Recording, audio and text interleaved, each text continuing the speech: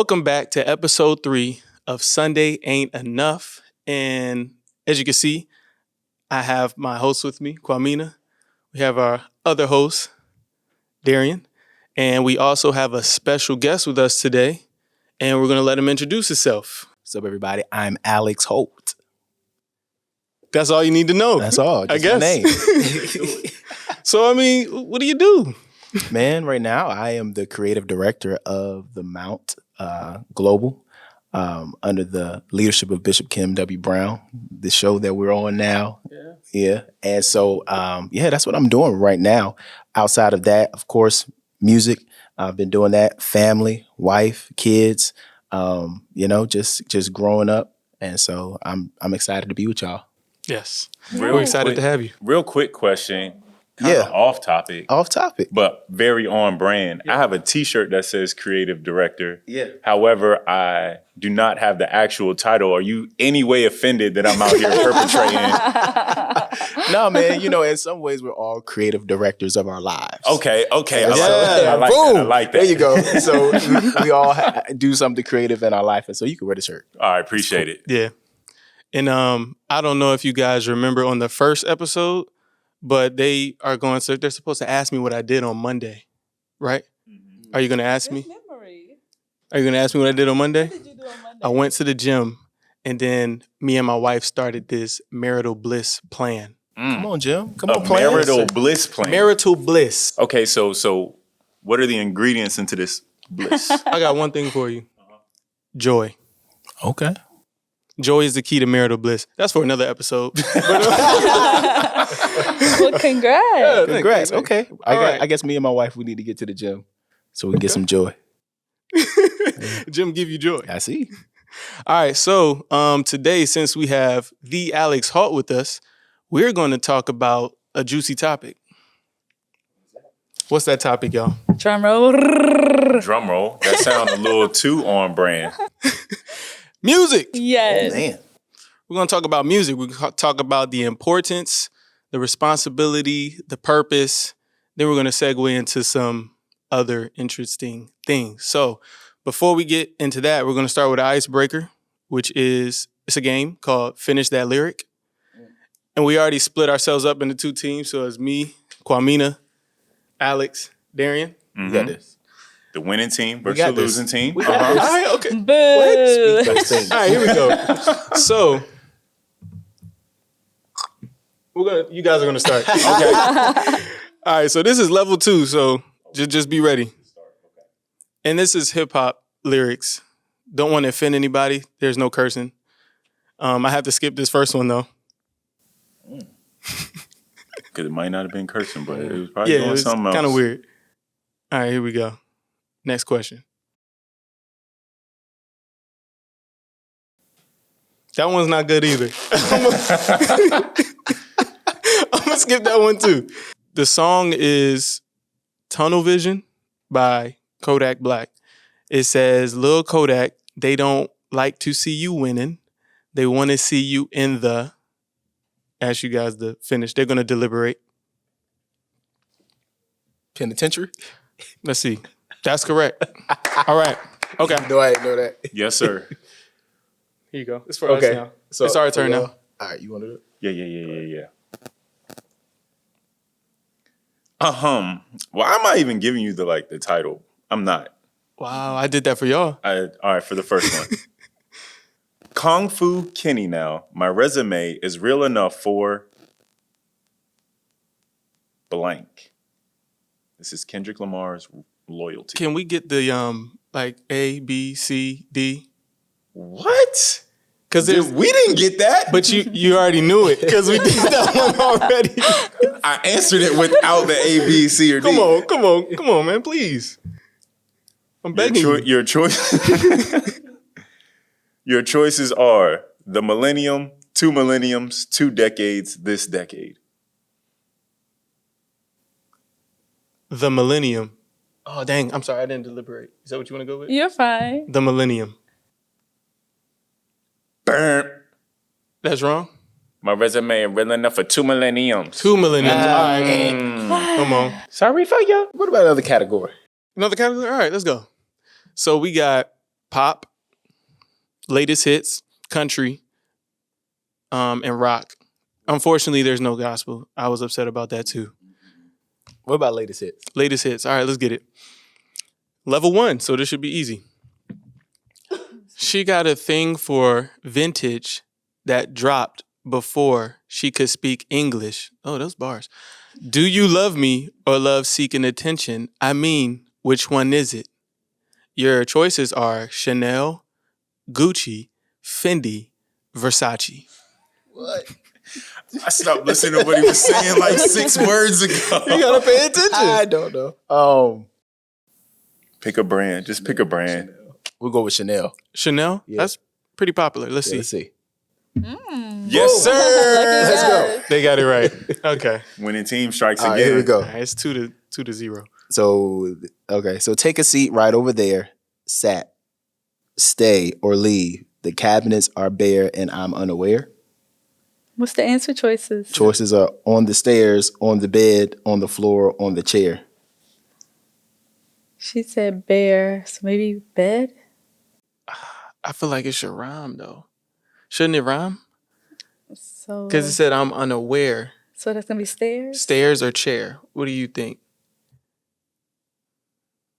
Ding, ding, ding, Maybe- ding, ding, ding. So we ding. got bed or these stairs or chairs? go ahead. Stairs That's or your chairs. vibe. Go ahead. So you pick, Sam. Dang it. Stairs. On the stairs. Bing, bing, bing. Oh, you All right, carried the weight. we have Thank time. you. It's 2-1. It's 2-1. We got time for one more.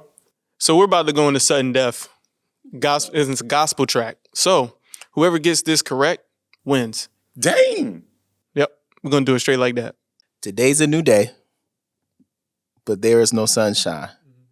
Nothing but clouds, and it's dark in my heart, and it feels like a... You know this one? It's Kurt Franklin, right? It is. I know it. Okay. Coal mine. A coal mine? You said a coal mine? Sorry. Cold mine? A cold mine. My bad. A cold night. Oh, he said a coal mine. No. Today's a new day. That is hilarious. Where's the love and the joy It's that a promised night. to tell me it's a coal mine? Hey, but you be feeling it in your spirit though. Like coal got that wrong. mines are dark and know. scary. Yeah. And so I know. can see how you got there from that. That was terrible. man, that My was bad. funny. Oh, that's good. Did you know it? Not at all. That is good. That is good. This is gospel music. Okay. I said Here we go. Lord, you are good and your mercy endureth. Forever. Another person forever. Well, they won. So go ahead and congratulate them in the comments. I'm job. sour. I don't think they get Congrats, anything but though. bragging rights, but That's all good. More than enough.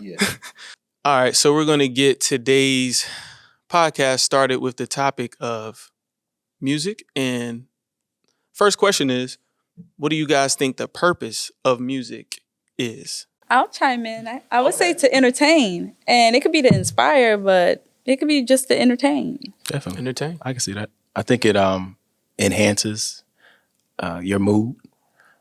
You know, it could either make you feel more angry or more, you know, I guess happy, rejoice. If you got dumped, it'll make you feel like, you know, even worse. Yeah. Like, It's just like, dang, Depends on what you're playing. more depressed. Yeah. So, I mean, Okay. So mood, I think it enhances a mood. That is crap. And then they talk about like elevator music and whole music Yeah. to where you kind of just sit and it's occupying things that you're not even like aware of. I think the purpose is to move you, either if that's to dance or to an emotion. This is why I think music is important, because it can move you. The fact that it can make you do something is why it's kind of important. What do you guys think? I would agree. Yeah, because like he's saying, it can influence your mood. You're saying that it can move you. And you were saying that it can sometimes occupy space that you're not even thinking of. So yeah, it's definitely important. And I think that's even important that we talk about it, because while you usually listen to music to move, oh, I'm in the gym, let me cut some off. Right. So you're doing it for that purpose, but then I don't think it's strong enough to actually make me work out harder. You know, like I don't think it holds that over me. Right. But now that we talk about it, I'm like, dang. I think it gives you energy though. Sometimes, like if I'm working out and a certain song comes on, it'll make me, I guess, want to do it a little bit more, or it helps the time to go by quicker, I guess. So it kind of occupies my mind. So I'm not really thinking about the action, but I'm doing it, but it just helps me to get through it. So I can see that. Yeah. And it's kind of weird how you'll listen to a song. Let's say you listen to a song like 10 times and you'll just know it. So what is the responsibility of the musician, of the producer? I think our responsibility, it goes back to like why we want to do it in the first place. For me, doing gospel music, I guess because that's where my roots are. I am a Christian. I'm a follower of Jesus. So a lot of the lyrics and things that come out of me are based upon my commitment to the Lord. And so I think with any genre or whatever you do have to be responsible, with what you have, because music, like you said, it can occupy your mind, even when you don't really realize it. Like my son is 1 year old, but he already knows the ABC, like the melody. Mm-hmm. And so, music allows things to get in your mind very easy. Just tunes and jingles. You can hear a jingle, but you hadn't listened to it for real, but it just occupies a space that you didn't even know. So the responsibility of the maker is definitely important, because we can help to either influence for negative or positive different people. But doesn't that depend on who it's negative or positive for? Yeah. I think it can be, if we're talking about jingles and you're talking about the business, it could be positive for the person who's paying you, but it could be negative for the consumer who maybe doesn't need new auto parts from O'Reilly's. Right. But you for sure gonna know that beat when it drops. Right. Like you said, it's positive for the person who's getting paid for it, but there's some music out there that is very derogatory, and it can make you feel a certain way that you've never felt before, like angry or depressed. And it's not good for you, but it's good for the label or the manager or whoever's just a part of making that. So that's pretty dangerous. But yeah. I mean, I think it's all in, you have the power. Like, I think music is a gift, definitely. And the gift of music, to a person who can play, who can sing, I look at people like, I'm not the greatest singer, but I look at people who can just flat-footed, flawlessly just sing. They can sing just waking up. And you're just like, dang, like you have that gift that God has given you, a voice like that. And so I think because you have a gift, who much is given, much is required. So, it's just like you have to be responsible and really think through it. We're speaking on the responsible part of it, about it being like good and positive. And Sam, you have brought up maybe it being negative, but if it's for entertainment purposes, do we have to include morality in it? And I think, in my opinion, the responsibility, I'm glad we have this conversation to know what you're doing, that music can influence you, but I think the responsibility is on yourself. Yeah. It's kind of like I think about when I'm watching movies, I don't watch scary movies not because I'm actually afraid, but that's an emotion I don't like to pull from. I'd rather watch a comedy because that's the emotion I want to get. Yeah. So if there's an artist that's giving depressing lyrics or angry lyrics, I'm probably not going to listen to them because I'm not trying to pull from that. Not because it will make me literally angry, but I'm protecting my own self. I like that. But what about the people who are easily influenced? Everyone is not as strong mentally to say, I don't want to listen to that. But like when I was growing up, when I went to my cousin's house, so let me just put it out there. When I was growing up, we couldn't listen to secular music in our house. Mm-hmm. We grew up, holiness. And so when I would go to my cousin's house, though, that's where we get to hear like everything. And so, I guess I'm asking, what about for the people who are easily influenced, who, they're listening to things because it's popular or because that's what their friends are listening to, and then they like it, but, they don't have the wherewithal to say, nah, I don't need to listen to that because it pulls on a wrong emotion. They don't really know. I think for the people that are easily influenced, I think some artists should think about that, because music is powerful. Like we said, it could move you. So if you know there's people out there who are easy to influence, like minors, maybe you should be mindful about the next song you make. Well, that's why they have to. But what's wrong with learning from experience? Like if this person is easily influenced and they're following a crowd, maybe they will come upon themselves and be like, I don't like this because it does make me feel this way. Or, hey, I fit in, but something internally feels off. So they get that growth because, that they're... And I think we got to talk about their circle. It's got to be based upon the parents and the friends of the parents and the community to raise them. And I think even more responsibility besides the artist, make what you want to make. If it's dope, it's dope. If it's trash, it's trash.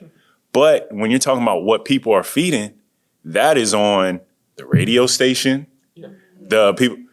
There's somebody out there making the craziest song of all time with a bunch of things I will not say right now. And the song's being made, but nobody's going to play it because they don't want to lose listeners or to get the backlash.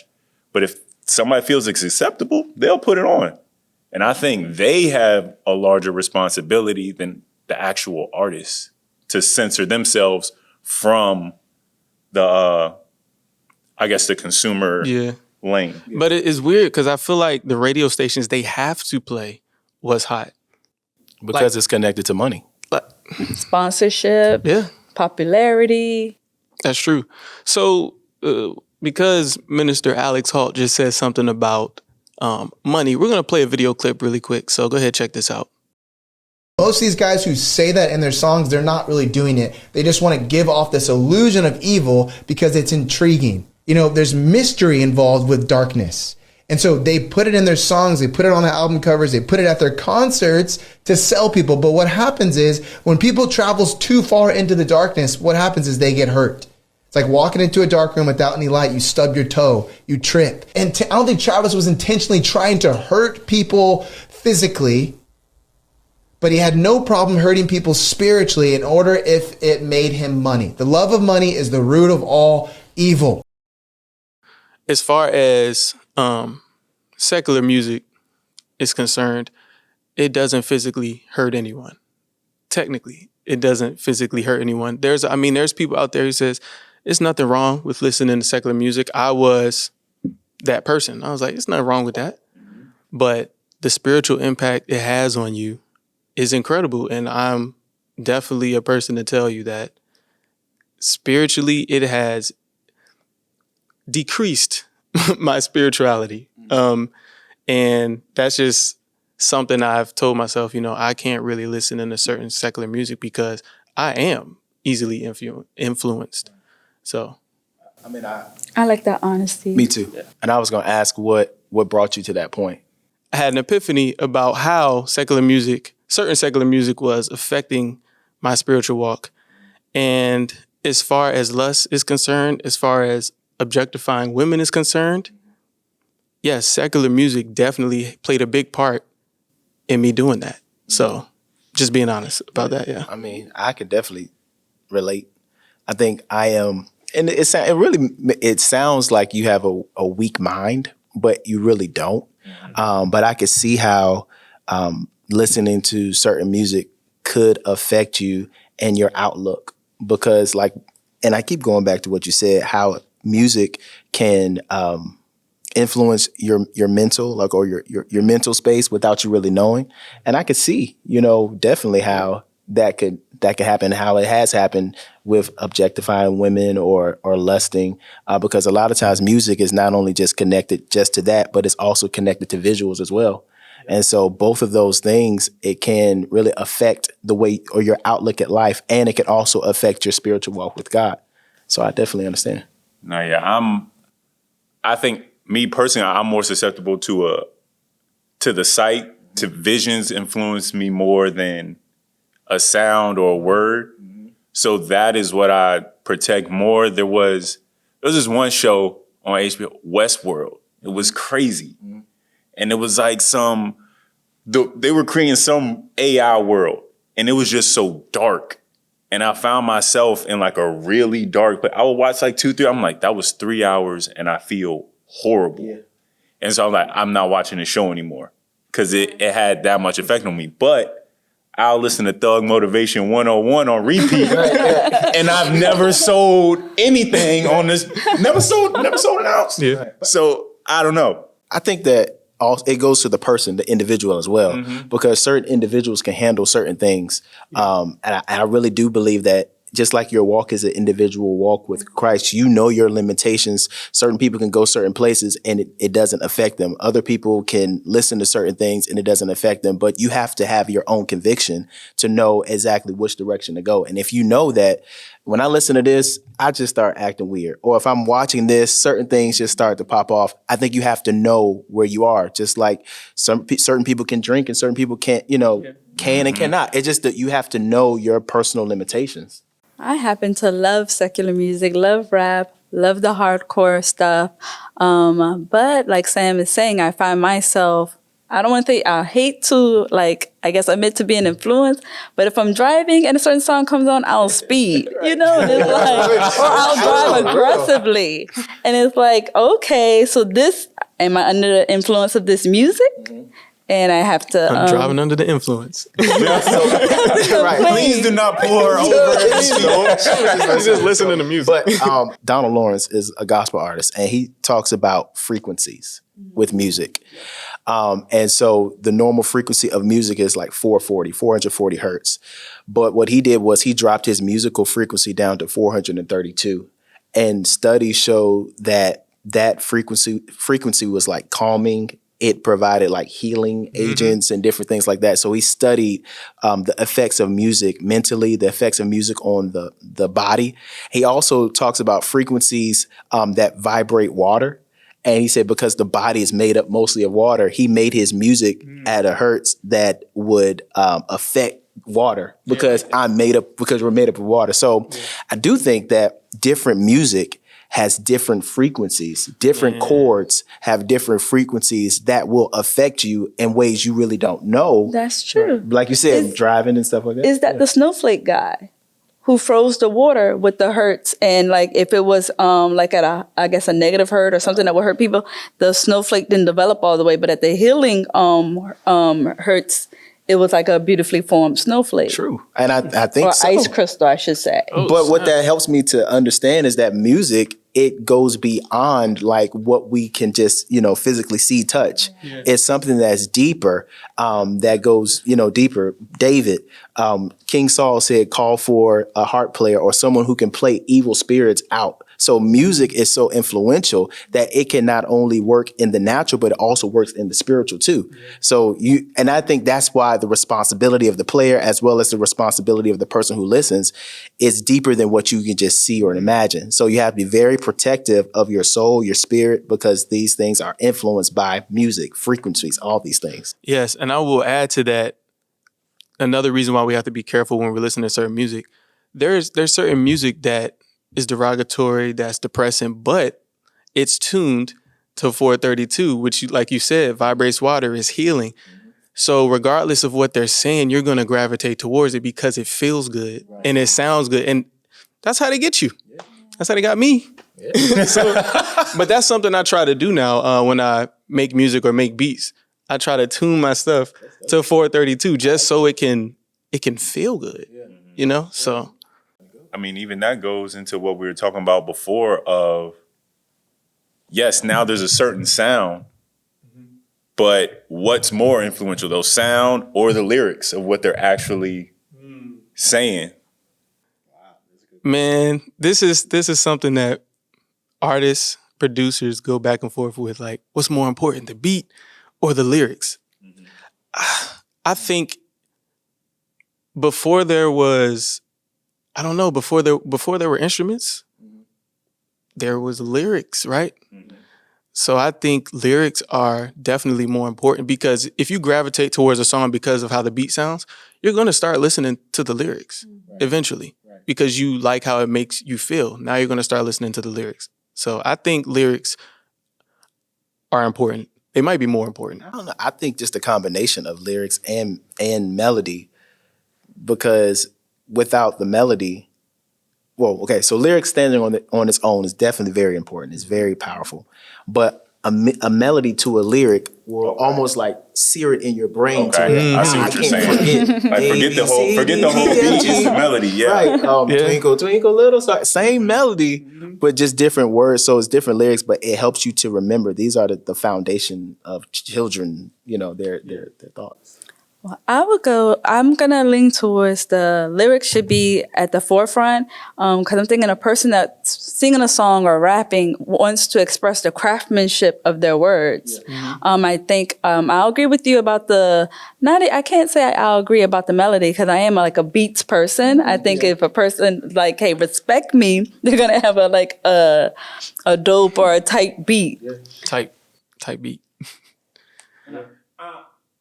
So, if lyrics are so important, how do these non-lyrical artists get so many accolades? I'm gonna tell you. I think they have that Hertz thing going on. Yeah, I mean that too. Something. But let's say it's tuned to 432, makes you feel good, makes you move, vibrates the water inside of you. Naturally, you're gonna go see who is this artist? Like, even if the lyrics aren't dope, you're gonna go see who this is. And I'll even take it to biblical times. People heard about Jesus, right? Some before they saw him. They heard about what he said. They heard what he said from other people. So they went to see him. It's the same thing. Like, when you hear an artist's song, you're like, oh, who is that? I'm gonna go check them out on social media. And then if they have some darkness or whatever is going on, you're kind of enthralled by that. So that makes them a little more relevant. Yeah, I mean, I think the melody is very important because I see what you're saying. Like, certain artists are not great lyricists, but the melody or the beat or whatever they're putting their lyrics over will intrigue you more than their lyrics will intrigue you. You'll get through a song that has a dope or has a great beat if the melody is good, if the beat is good, and if the lyrics are okay. I mean, I think it's a pro and a con. But I don't know. I can see both sides. I definitely can see both sides of melody and lyrics, but I don't know. And this is even, anybody got kids? Kids? Yeah. Okay. What is going to be your take on what can come and be played in the house? I know you said how you grew up. Yeah, well, I think it's lyrics. Okay. So what can be played in the house for me right now is lyrics because, I mean, that's what they're hearing. They would grab the lyrics. As far as the melody, if it's an instrumental, right now, I don't know. What Sam is saying now, I'm being enlightened on certain, just the music portion of it. But really, it's really what is this song saying? That's how I filter what my kids can listen to. Okay. So I'm going to use that with my kids when I have kids. Definitely lyrics. Yeah. If the lyrics are good, you can listen to it. I definitely was not able to listen to secular music either. Whoa, when I was young. I thought I was the only. No. I wasn't allowed to. I didn't start listening to it until I found out what was it? LimeWire. Jailbreaking. And friends, my friends were downloading songs. I'm like, oh, that's cool. I want to download songs too. But yeah, that's how I started listening to secular music. Similar to that, I grew up and could listen to secular music. Mom, dad, ain't nobody judging y'all. Y'all did y'all thing. Right. But it had to be the clean version. Right. I don't know if that makes a difference of just because they didn't say the word and it was blank right there, does that matter, make a difference? But I think that's a testament to trying to build up what's going on around me to know, even if you heard this, that has nothing to do with you. But I think it's an age thing. I think for me, as in what I envision, it's like, okay, you this big, all right, no, we still gonna protect all the world. All right, you this. Right. I know them kids talk crazy at school. Let's start figuring out how, we protect your mind around those things. I think about like certain artists, like Michael Jackson. Okay. Like everyone could listen to Michael Jackson, because it just feels like his stuff is so universal, and so people who could listen to secular music, I don't fault their parents. I don't fault them at all. I think there's still, like you were saying, a filter that you have to do based upon the age of your child. And you have to know, what you're feeding your child as far as music. Because of course, when me and my wife, we want to get in the mood, of course, we're not listening to gospel music, to get into the mood. Some people might think so, but, I'm just saying, so I think there are certain places and you still have to still know, what music to listen to and know and also the artists. Like I look at the artists. It's crazy because I know we're on the show, but like people don't play R. Kelly anymore because now it's exposed what he was doing. We don't admit to it. But people still play R. Kelly. And so, I think I'm done with him. But I think it's just you have to filter it based upon your child's age and what they can take, and then allow them to make that decision. So hopefully we're helping to expose different pros and cons, like you were saying, to secular or sacred music. Oh, that's what I meant to ask. You were talking about Michael Jackson. Mm-hmm. So you think like, oh, Michael Jackson, he's secular, but it's fine, it's okay.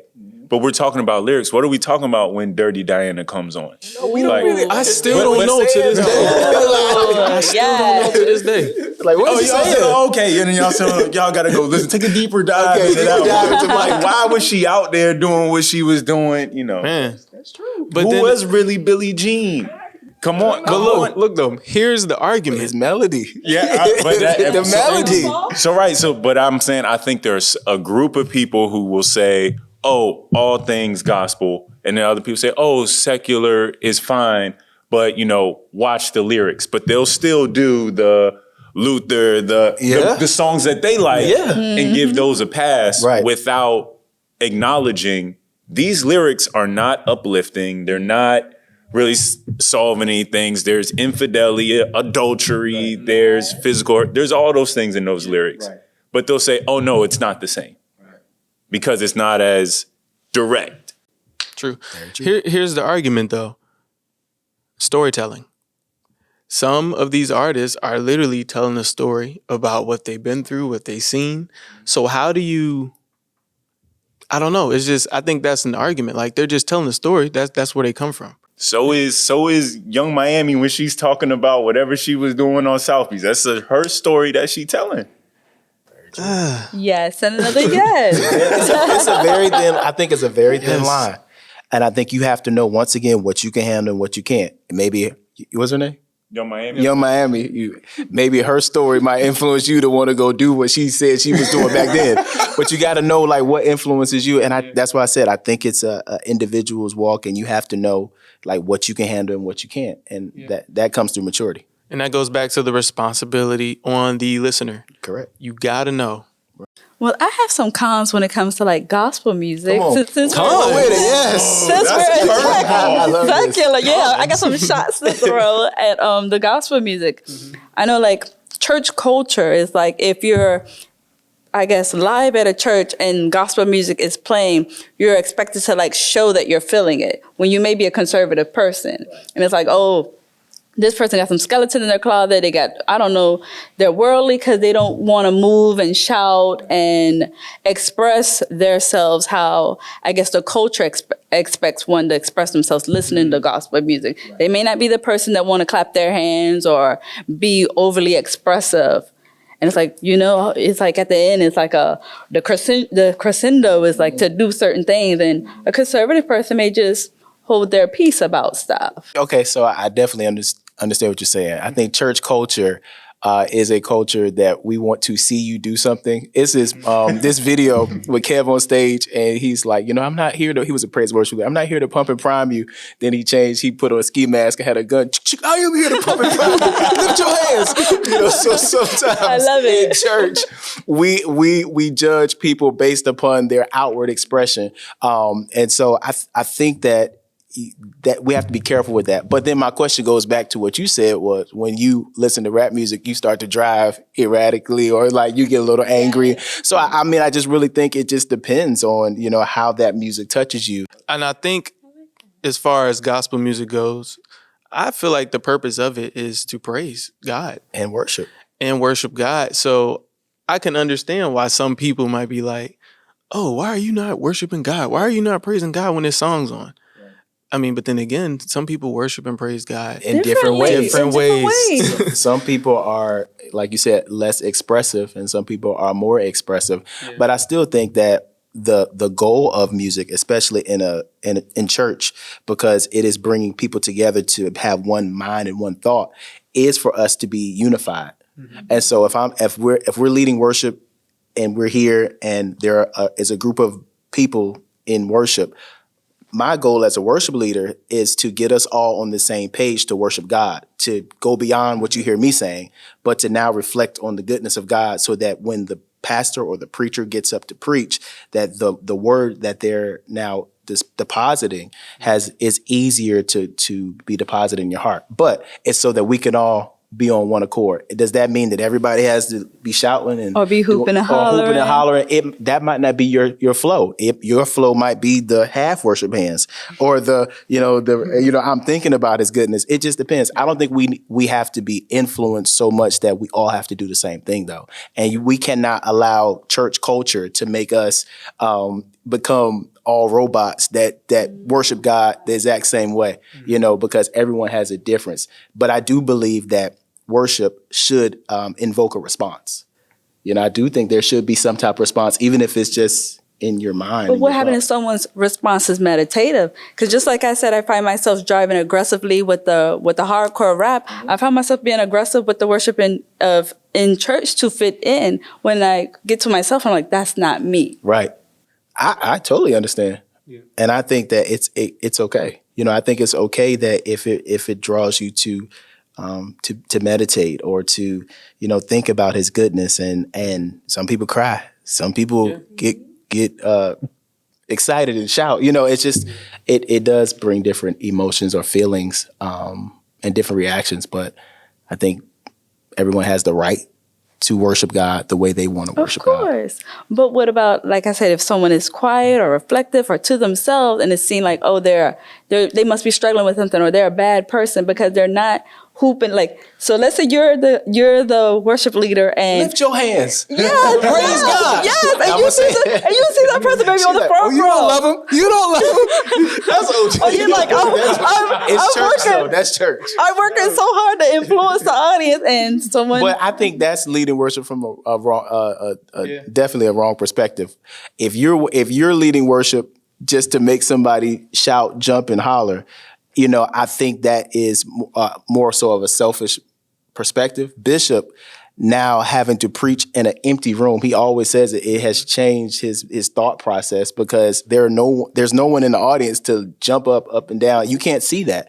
So you have to just believe that what God has given you to deposit into the people is doing what He said it would do. And so I think it's just more so culture, because in certain churches, they don't go crazy, shout. Other churches, they do worship. And it was now that the church is empty, it was me, I was able to discover, hey, I am more of like a kind of like a reflective type of person. Whereas before I was doing stuff to fit in. Yeah. I'll be considered that person who don't do a lot when they're worshiping. Right. But I'm like, regardless of what type of music I listen to, I'm the same way. Right. Like, I'm not about to get up and do a bunch of dance moves and stuff like that. Over there. But I'm going to listen and I'm going to reflect. Right. So yeah, I'm one of those people. I mean, it does. But I think what happens also is this. I think if there's a upbeat song where it's like, and you still just looking like. What's wrong with that? I don't think it's anything wrong. I think that certain music does invoke certain different responses. What about a gentle two-step? I can take it to the two-step. But I think that's what the worship leaders, they look at. That's me being passive and giving in, though. They would ask, okay, if you were somewhere else, if you were at a game, and this is, it was like if you were at an NFL game or something, and everyone else is, are you a person who's going to clap or, respond to a touchdown like, oh, we made a touchdown, or is it like, oh, it just, I think that is what worship leaders sometimes look at. Your response. And that's how I have judged myself in those situations when I'm in there and I'm like, okay, I got my hands up about right here. But I was like, I know if I was there, game 6, you going kicks it out to Allen, bang, right. I was going to lose my mind. Right. But I was at home eating Papa John's, like, God is giving me everything. Exactly. And I'm in here like, Right. And then I start wondering, like, dang, should I be acting like it's game 7, the last 3 seconds, every second of my, and I don't know how to balance that. Right. So that's when it gets overwhelming to, I'm going to just stay here, because trying to consistently keep that up seems like a lot. Because he is so good that it's always a game-winning shot for him. So that's, or you think about a concert you go to, and it's like your song comes on, you've been waiting for this closing song, you're going crazy.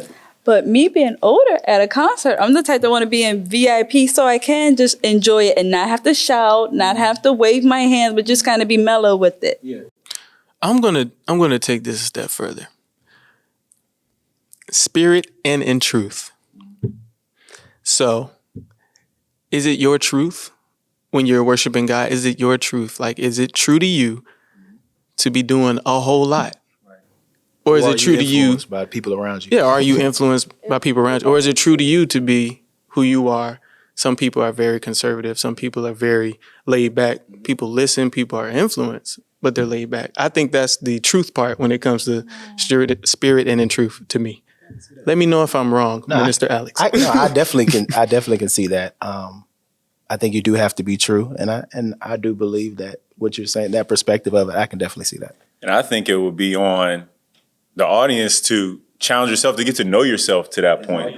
Because I think, like I said, that's what I would struggle with is, okay, I'm here and I'm engaged, but is it true to me? I'm not always this laid back. Right. Yeah. So is that something that's wrong with my relationship with God? Or is that the conditional way I celebrate in this scenario?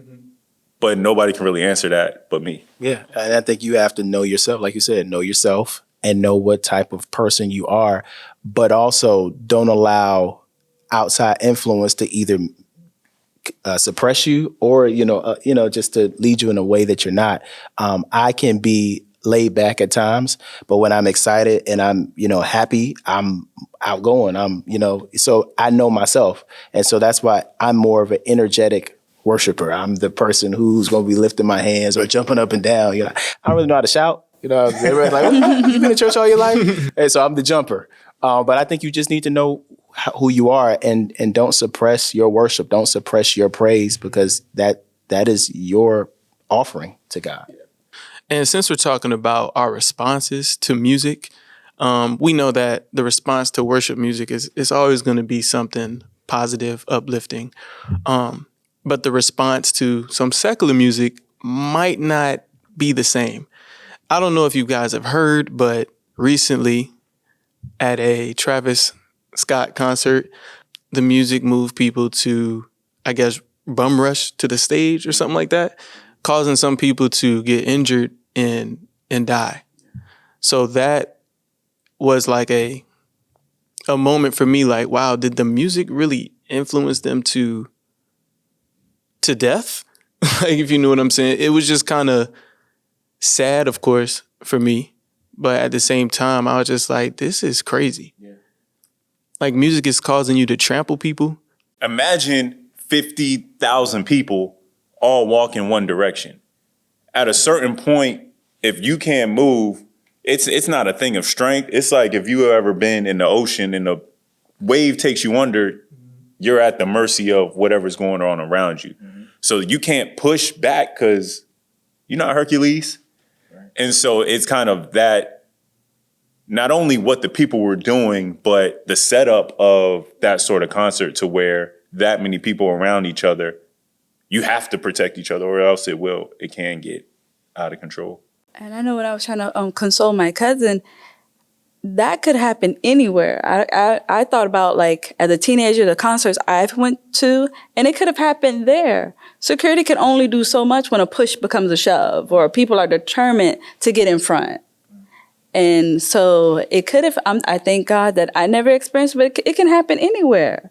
And so it was 50,000 people all pushing to the front of the concert at the start. I think when I read it was saying, like, when the concert was about to start, Travis came out or whoever and started the show, people just started to bum rush, and people were saying they felt like they were being suffocated and they couldn't, breathe. And then the only thing that really got me was certain people, I guess, had passed out and they were on the ground. Others were still just watching the show while somebody here could either be dead or, I was just kind of like, wow. Well, what's happened in those situations? I've been to some festivals And there's a festival culture where if people pass out, the people around them create a circle. You put your phone up in the air. So that way, whoever the security people are, that's what they're looking for. They're looking for phone, lights, flashing, and a larger space. Wow. And so that are the things that are in place because people pass out all the time. You're at a concert for 8 hours. People are drinking, drugs. They're doing a lot of things for an elongated period of time. And bad things happen at all these things. But not as many people die. There are people fainting but I think in this scenario, one, the things that made it sound bad were the age of the people. Mm-hmm.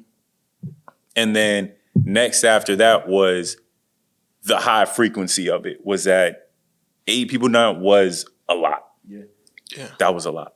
And if I may share, a relative had told me when they, before they knew Stampede was going to happen, it was like to create an ambiance when the people entered. It was kind of like a demonic type of, supposed to be decorations. Mm-hmm. The entryway was like, and I think they said it was a sign that said like, welcome to hell. Mm-hmm. But it was all to create an ambiance and like a gateway.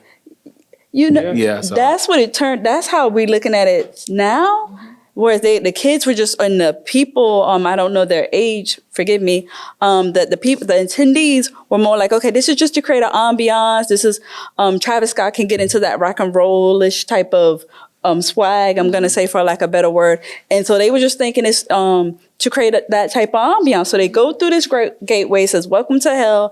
I think one of the guys was reporting it was hot going through this like type of tunnel. It's dark, it's fog machines. And so once he got caught up in that stampede and the stumbling and of people and he saw folks die, he was like, it felt like he was in literally hell. Wow. I think the picture I saw said also see you on the other side or something like that. I was just like, wow. Those things, I think what we talked about earlier is they're pulling on something, and yes, they want the rowdy crowd. They want that, and they expect mosh pits, and they expect people jumping off things and throwing water, but they expect that. But I feel like they always maybe thought it could be controlled. Right. Yeah. Right. And that's when it was like, nah, you're actually not in charge. Right. And going back to the video, the guy was saying that Travis definitely probably didn't mean it to intend any physical harm, right, but the spiritual implications of certain types of music and certain things, could cause rowdiness or however, that happened. I could definitely see that perspective. All right. So we talked about a lot of things about music, but when you kick back in your car or at your house, what type of music y'all listen to? That's a good question. I listen to, like I said, I'm a huge fan of the hip hop, even though now, thank you, I will be monitoring that. Since I came to the realization it makes me a little aggressive. But I like my gospel music, of course. I feel like it's a plug to say it, but I have to be mindful with my gospel music because a lot of times I could be listening to it for the enjoyment and not the worship. And so I want to be, Christ-centered with that. So it's like, okay, I'm bopping my head to it, but I got to do like a heart check. True. Yeah, I'm mostly listening to Christian hip hop because I love hip hop music in general, but I need to listen to the word as well. And so if I can infuse those. And I want to know who. You said hip hop who? Who? Gucci Man. Okay. So Gucci and hip hop, and what which gospel artists that you're listening to that you're doing the heart checks on? Oh, Hezekiah Walker. Okay. Come on, so back to you said I need the artist too. Okay. So we know I'll give you an artist. No Big Deal. Great Christian hip hop artist. Someone else I could give you. Oh, that was his name. Yeah, his name is No Big Deal. Okay, I'm gonna look him up. Yeah. I don't really listen to much Lecrae. He's the one that everybody knows. But it's either No Big Deal or Caleb Gordon. Yeah. Who's a new, about Caleb Gordon? I think you might have put me on him. Oh, I put somebody on some. Yeah, just good. I don't even call them like Christian hip hop. I call them kingdom artists because they're talking about kingdom. So as far as gospel music just by itself, I'm listening to old songs like Mary Mary back at the Incredible album. Like that's what I grew up on, bro. That's what I still listen to this day. I listen to some old Donnie McClurkin. Just that, I don't know, it's something about that era of music that was just like, yo, it was very different in the musicians like that were on those tracks. Just sheesh. But yeah, that's what I'm listening to. Oh, hip hop. I forgot the actual hip hop. Some J. Cole every now and then. Okay. Every now and then, yeah. I am listening to, my wife got me hooked on them, Maverick City. And so I'm kind of listening to them right now. As far as other stuff, I really just like listening to different types of gospel artists and worship artists. That's really pretty much where I kind of stay. Not saying that I don't listen to secular music, because we still do listen to certain songs, like Justin Bieber. I'm more, if I had to say the secular music that I listen to is more like pop. Okay. So I'm like Justin Bieber, still like Usher, like those type of that lane. But for the majority of what I listen to is pretty much gospel music. Oh, yeah, and I don't even really add much new music, like, or many new artists. Like her, I listen to her. Oh yeah, stuff. her, definitely. I listen to her. I listen to J. Cole. And then when we go back to God, I'm still listening to Fred. Like, that's just what I listen to. If somebody gives me something new and it's knocks, then I'll listen to it for a little bit. But I know soon enough, I'm listening to the same thing I always listen to. So that's kind of where I stay in that pocket. I forgot to add, every now and then, every blue moon, I'll listen to some Delphonics or Blue Magic. Ooh, I think those are 70s artists. Yes. Yeah, every now and then. Of course, my mom and dad put me onto them, but Cookout playlist. yeah, every now and then I'm listening to them. Earth, Wind, and Fire. Oh yeah, The Elements. Earth, Wind and Fire, which are secular artists, but there's no but. There's no but. It's my responsibility. As Darian has stated earlier, it's our responsibility, as far as what we're going to allow ourselves to listen to and think on and sink into our subconscious mind. And I'll say the last thing to close with that is your responsibility to look out for yourself, but also look out for somebody else that might be struggling with something. You're like, all right, I know this is not what I'm playing when they're around. Or, when I'm coaching certain kids, I don't play the same songs that I play in my car. And so that's where you got to look out for others while you're looking out for yourself. Very true. Also your responsibility, not just to plug for gospel music or worship. Not all gospel music is created equal, but it's also your responsibility to continue to feed your spirit, man. And that does come through worship. That does come through listening to things that edify and glorify God. Amen. On a daily basis. It's definitely needed. Oh, yeah. All right. Thank you guys for joining us today. We enjoyed our special guest. Yes, Thank you for Alex having Hall. me. Yes, Thank you very much. Yes, sir. Very insightful. you. And we hope you guys enjoyed it too. Make sure you join us next week for another episode of Sunday Ain't Enough.